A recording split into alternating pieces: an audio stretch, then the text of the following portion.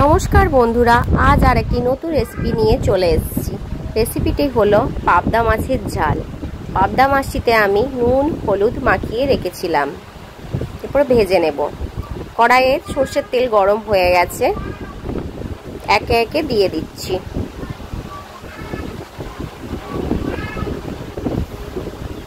এইভাবে একে একে সব মাছগুলো আমি ভেজে নেব।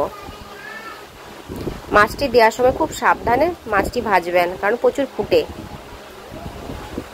ভাজা আমার হয়ে গেছে। এরপর মাছ ভাজার তেলের মধ্যে কালো জিরে ফোড়ন দিলাম, এরপরে চিড়ে রাখা কাঁচা লঙ্কা দিয়ে দিলাম। এরপর পেঁয়াজের পেস্ট দিয়ে দিলাম, শুধুমাত্র পেঁয়াজের পেস্ট, মনে রাখবেন।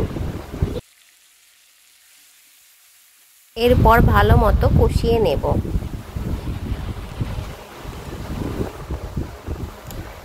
তো কষানো কিছুটা আমার হয়ে গেছে,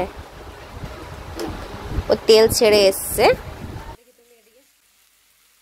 এর মধ্যে একে একে হলুদ গুঁড়ো দিয়ে দিলাম,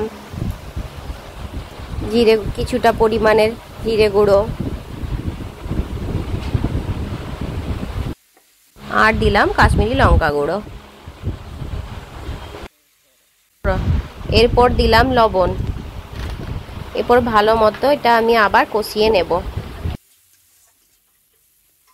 ভালো করে কষানোর পরে দেখুন তেল ছেড়ে এসেছে। এরপরে কিছুটা পরিমাণে জল দিলাম, এরপরে আবার কষিয়ে নেব।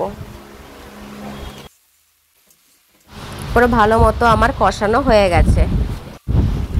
এর মধ্যে এরপর নেক্সট উপকরণগুলো দিব। আমি সাদা সর্ষে বেটে করে রেখেছিলাম, দিয়ে দিলাম। কিছুক্ষণ নাড়িয়ে নেব।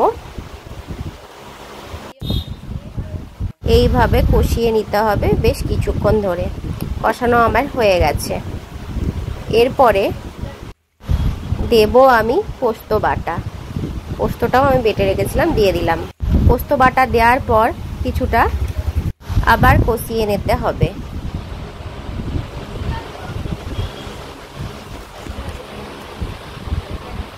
যাই হোক, আমার ভালোভাবে সব কিছু দিয়ে আমি কষিয়ে নেওয়ার পরে দিয়ে দেব খানিকটা পরিমাণের জল।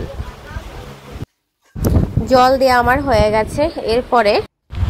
এরপর আমি ঢাকা দিয়ে দিলাম ঝোলটা ফোটার অপেক্ষায়। যাই হোক, আমার ঝোলটা ফুটে গেছে। এরপরে একে একে আমি মাছগুলো দিয়ে দেব।